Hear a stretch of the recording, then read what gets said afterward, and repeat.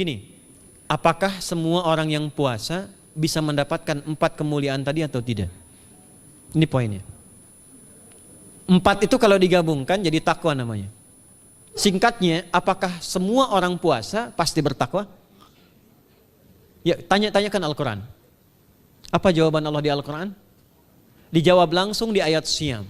Al-Baqarah ayat 183.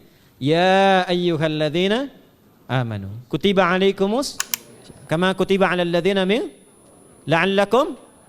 Nah, kalimat tattaqun itu diawali dengan kata la'allakum. La'alla itu namanya harfut taraji. Saya ulang ya, di ilmu nahwu la'alla disebut harfut taraji. Al-Imam As-Suyuti berkomentar begini. Setiap ada satu harapan, keinginan besar yang ingin dicapai, tapi diawali dengan kata la'alla atau la'allakum, ini menunjukkan bahwa harapan itu, alhamdulillah, harapan itu tidak mungkin bisa dicapai kecuali dengan kesungguhan, keseriusan. Jadi ketika Allah menutup kalimat puasa, ayat puasa dengan kata la'allakum seakan memberi kesan, tidak semua orang puasa akan mendapatkan kenaikan takwa dan jaminan 4 kemuliaan tadi kecuali orang yang serius puasanya. Orang yang sungguh-sungguh puasanya.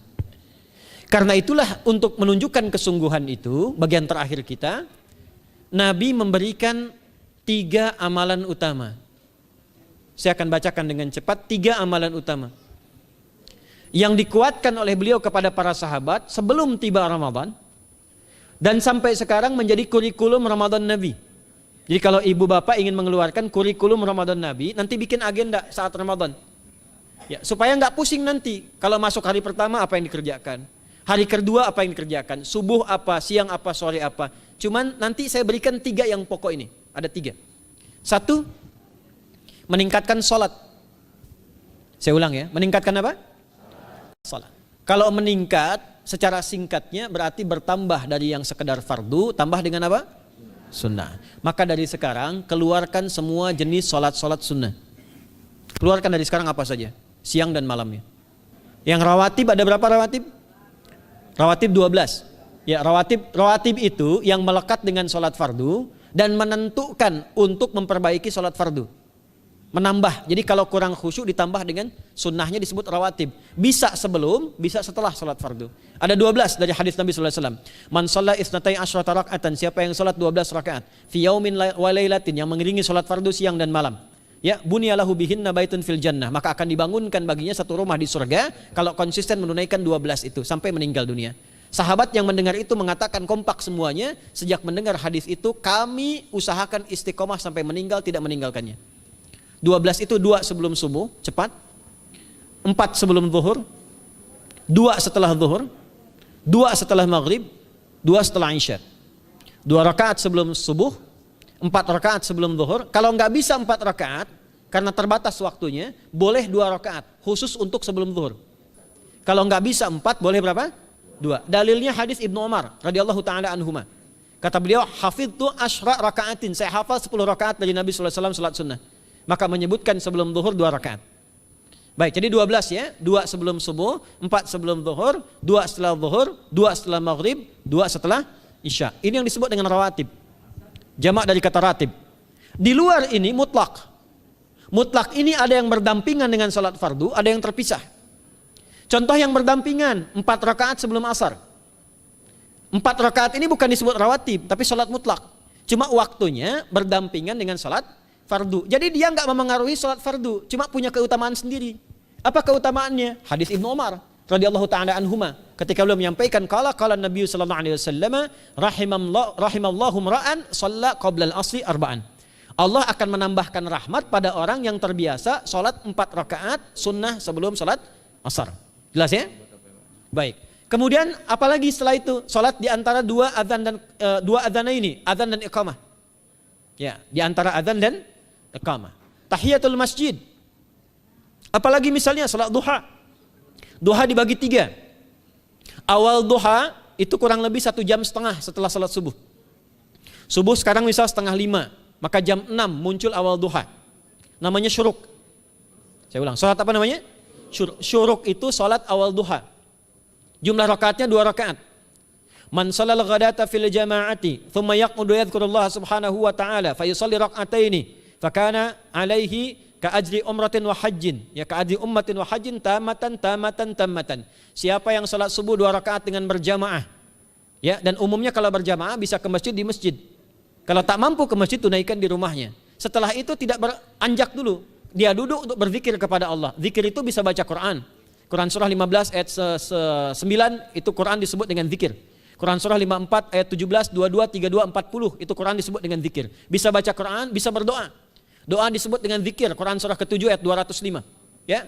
Bisa dengan apa lagi? Bertafakur, ya, mengaji, ta'lim, itu disebut dengan zikir. Ali Imran ayat 190 191. Alladzina yadhkuruna Allaha qiyaman wa qu'udan wa 'ala junubihim wa yatafakkaruna fi khalqis samawati wal ard. Ya, disebut dengan zikir. Bisa bertasbih. Zikir pagi petang, kalimat-kalimat thayyibah, ada itu di Quran surah keempat ayat 103. Jadi habis sholat subuh zikir dulu. Doa dulu, zikir dulu, belajar dulu, tafsir dulu. Setelah itu muncul syuruk. Perjalanannya disebut isyraq, melewati masyrik, 1 tombak bayangan, dia sholat 2 rakaat, itu pahala sholatnya senilai haji dan umrah. Sempurna. Bukan sudah haji, bukan. Mau kemana? Ibu mau haji dulu? Tidak. Ya, hajinya nanti bulan Dzulhijjah. Tapi senilai haji dan umrah itu 2 rakaat. Awal duha disebut apa? Syuruk. Pertengahan duha sekitar jam 9 jam 10. Jumlahnya 2 sampai 4 rakaat. Ya, 2 sampai 4 rakaat. Apa fungsinya? 1, mengganti seluruh zikir yang ada dalam tubuh kita. Mata berzikir, telinga berzikir, lisan berzikir, bisa diganti dengan 2 rakaat duha. Itu waktunya pertengahan duha. Kurang lebih dari jam 8, 9, 10 lah, kurang lebih 3 jam itu, ya. Yang kedua, bisa menghambat atau menghentikan, menahan satu musibah umum. Misal ada kebanjiran nih atau macet nih. Orang-orang kena macet. Bapak yang biasa sholat duha pertengahan itu tiba-tiba ditolong oleh Allah, dibebaskan. Tiba-tiba ada orang datang, Pak lewat sini di sana macet. Atau dibimbing ada kontraflow. Itu manfaatnya duha tuh. Yang pertengahan. Yang terakhir adalah akhir duha. Sekitar jam 10 sampai jam 11 menjelang ke zuhur. Ya, akhir duha itu jumlahnya dari 2 bisa 4 sampai 8 rakaat. Di antara manfaatnya bisa mempermudah datangnya rizki dengan izin Allah Subhanahu wa taala ketika ikhtiar. Itu duha. Nanti ke malamnya silahkan tahajud, tingkatkan tarawihnya sampai ditutup dengan witir. Itu salat. 2 yang terakhir saya cepat, 2 yang terakhir adalah banyak berinteraksi dengan Al-Qur'an. Ada 3 caranya. 1, banyak membaca. Itu namanya qiraah. Silahkan Bapak Ibu siapkan dari sekarang, targetnya khatam misalnya 1 kali berapa juz? 30 juz. Kalau mau gampang bagi 30, berarti 1 hari berapa? 1 juz. Paling gampang lagi, supaya nggak capek ngajinya, supaya nggak capek, bagi 1 juz 5 waktu sholat. Contoh, juz pertama itu Al-Baqarah plus Al-Fatihah. Al-Fatihah saya nggak hitung lah karena sudah hafal ya. Al-Baqarah itu 141 ayat, juz pertama. Bagi 5, 28. Jadi setiap ketemu waktu sholat, bagi 2 lagi, 28 bagi 2 berapa? 14. Sebelum sholat baca 14 ayat, setelah sholat baca 14 ayat. Itu 14 ayat tuh paling-paling gak nyampe 5 menit Bu Pak. Kalau investasi 10 menit setiap waktu sholat, bagi 2 kita baca 14 ayat, itu insya Allah selesai Ramadan khatam Quran. Itu udah rumus.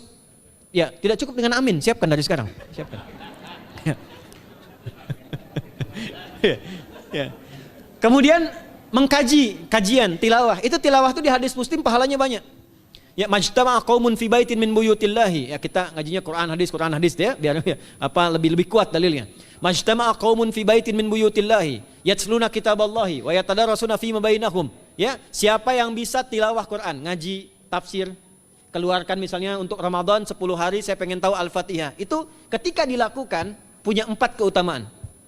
1, ghasyiyatuhum rahmah. Selama ngaji rahmat Allah dibentangkan. Kalau pengen doa cepat dikabulkan, kalau istighfar diampuni. Yang kedua, awas ini nazalat alaihimus sakinah, diberikan ketenangan dalam jiwa.